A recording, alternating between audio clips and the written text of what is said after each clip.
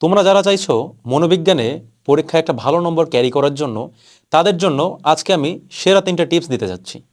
So first of all, মনোবিজ্ঞানে যে বিষয়টা খেয়াল রাখতে হবে, আমরা যখন কোনো ডেফিনিশন বা সংজ্ঞা লিখব তখন অবশ্যই সেই সংজ্ঞার সাথে একটা রেফারেন্স জুড়ে দেওয়ার চেষ্টা করব, এবং কোনো ডেফিনিশনের মধ্যে যে কিওয়ার্ডগুলো থাকবে সেই কিওয়ার্ডগুলো অবশ্যই আমরা যদি একটু বোল্ড করে দিই তাহলে সেগুলো আলাদাভাবে কিন্তু টিচারদের নজর কাড়তে সক্ষম হয়, এবং এখানে কিন্তু নাম্বারের ডিফারেন্সটা মূলত তৈরি হয়। দ্বিতীয়ত যে বিষয়টি আমাদের খেয়াল রাখা উচিত তা হলো থিওরিটা বেশি বানিয়ে বা বাড়িয়ে না লেখা, এবং যদি সম্ভব হয় তাহলে কোনো থিওরি এক্সপ্লেইন করার শেষে সেই থিওরির একটি অথবা 2টা লিমিটেশন যদি আমরা নিচে দিয়ে দিতে পারি তাহলে কিন্তু সেটা আলাদাভাবে টিচারদের দৃষ্টি আকর্ষণ করতে সক্ষম হয়। মনোবিজ্ঞানে আমাদের উচিত নয় যে আমরা অত্যাধিক পরিমাণ এক্সাম্পল বা উদাহরণগুলো ব্যবহার করব। সো আমাদের যেটা করতে হবে তা হলো মনোবিজ্ঞানে একটার বেশি কখনোই উদাহরণ দেওয়া যাবে না।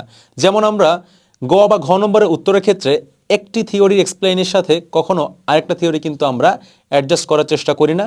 ঠিক একইভাবে কোনো কোয়েশ্চেনের অ্যান্সারে আমরা একটির বেশি এক্সাম্পল দেওয়ার চেষ্টা করব না, এবং সেই এক্সাম্পলগুলো অবশ্যই হবে হিউম্যান রিলেটেড। আমরা কুকুর, বিড়াল বা এটসেট্রা নিম্নতর প্রাণীগুলোকে উদাহরণ ব্যবহার না করে আমরা মানুষের আচরণ বা মানুষের মনস্তাত্ত্বিক ক্রিয়া নিয়েই কিন্তু উদাহরণগুলো দিলে সেগুলো আরও বেশি স্ট্যান্ডার্ড হবে। সো তোমরা যারা ভাবছো যে মনোবিজ্ঞানে একটু আলাদাভাবে ভালো করতে, অথবা যারা চাইছো যুক্তিবিদ্যা আলাদাভাবে ভালো করতে, তোমাদের জন্য একটা সুসংবাদ হচ্ছে তোমরা কিন্তু চাইলেই মনোবিজ্ঞানের কোর্সটি আলাদাভাবে নিতে পারো, যুক্তিবিদ্যার কোর্সটি আলাদাভাবে নিতে পারো, অথবা 2টা কোর্স তোমরা একসঙ্গে পারচেস করতে পারো। এছাড়া যারা চিন্তা করছো যে আর্টসের সকল সাবজেক্টগুলোতে তোমরা ভালো করতে চাও, তাহলে কিন্তু তোমরা আমাদের বান্ডেল কোর্সটি পারচেস করতে পারো।